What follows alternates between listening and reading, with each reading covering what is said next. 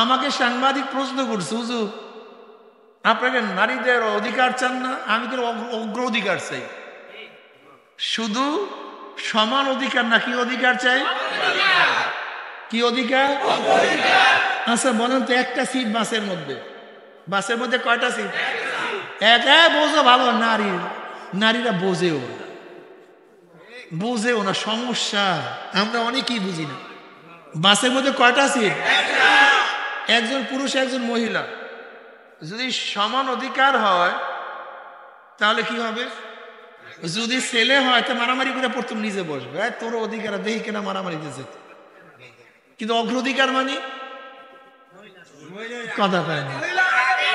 এখানে আমরা কি করি? পুরুষটা দাঁড়ায় থাকে, মহিলা থেকে অগ্রাধিকার দিয়ে দিচ্ছে। দেখবেন স্বামী স্ত্রী বেড়াতে যায়, স্ত্রীর বাড়িতে শ্বশুর বাড়িতে জামাই যাইতেছে, অনেকজনে গাঠি বস্তা। আচ্ছা বলেন তো, দেখেন তো গাঠি বস্তাগুলি কার কাঁধে থাকে? কথা কই না। এখানে বোঝা টানার ব্যাপারে পুরুষরা নিজেদেরকে সম অধিকার মনে করেন। সম অধিকার হলে কি হইতো? তুমি অর্ধেক, তুমি অর্ধেক, আমি অর্ধেক। কি দেখেন অগ্রাধিকার দিস। মেয়েকে কি বললাম, স্ত্রীকে কি বললাম? আমার কাছে দাও সব গাঠটি, তুমি একা একা হাঁটো। কি দিছি? বিয়া খুবগুলা সম অধিকার। 2 মণ না বস্তা, ঘরের মধ্যে আছে চাল 2 মণ ওজন। এখন এটা মাথায় কে নেয়? না স্ত্রীর মাথায় চাপাইয়া দিয়েছে? এই বোঝা টানার ব্যাপারে, কষ্টের ব্যাপারে আমরা আমাদের মেয়েদেরকে সম অধিকার দেই না, বরং বোঝা বহনের ব্যাপারে আমরা আমাদের অধিকারকে প্রতিষ্ঠিত করি আর আমার মা বোনদেরকে অগ্রাধিকার দিয়ে দেয়। কোনো কষ্ট নেই, ফ্রি থাকো, কোনো কষ্ট নেই। আচ্ছা এক কথায় কোনো বোঝার কাম, কষ্টের কাম আমরা দেই না। আচ্ছা বলেন, বস্তা টানা বেশি কষ্ট না নেতৃত্ব বড় কষ্ট?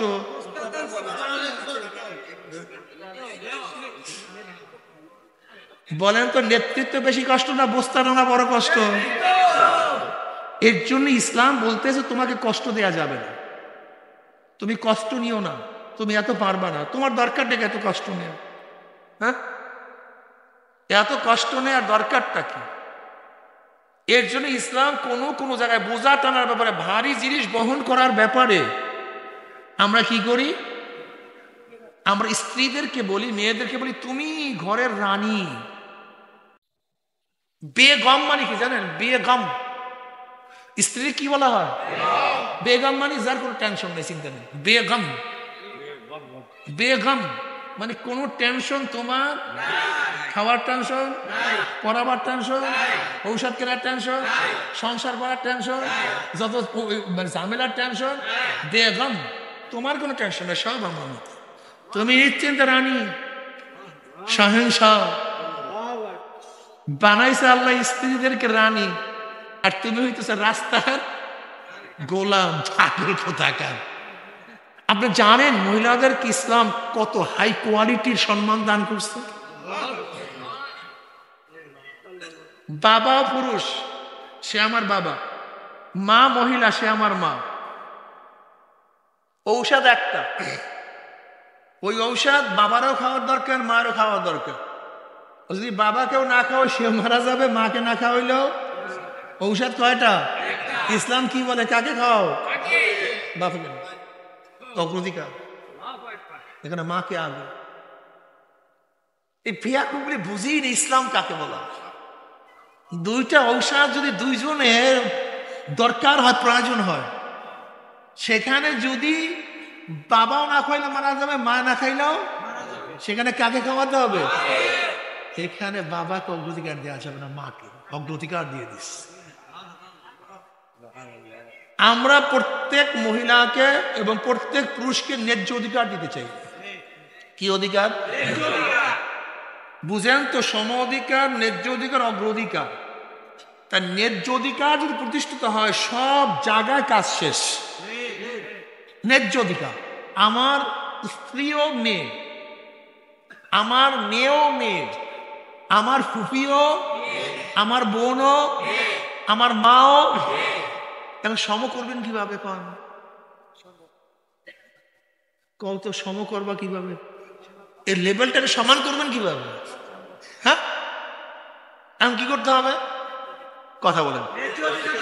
ন্যায্য অধিকার, মায়ের অধিকার মাকে দিতে হবে, বোনের অধিকার বোনকে দিতে হবে, মেয়ের অধিকার মেয়েকে, স্ত্রীর অধিকারকে, বাস ন্যায্য অধিকার।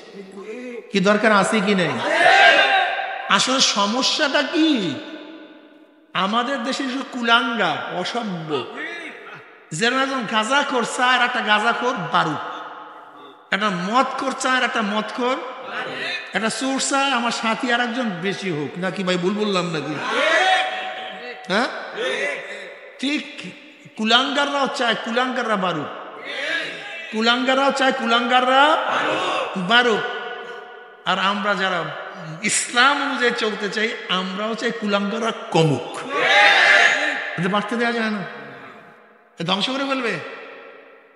ধ্বংস হইতে হইতে এখন অবস্থাটা কি হয়েছে, পাশ্চাত্য দেশের অবস্থাটা কি হয়েছে?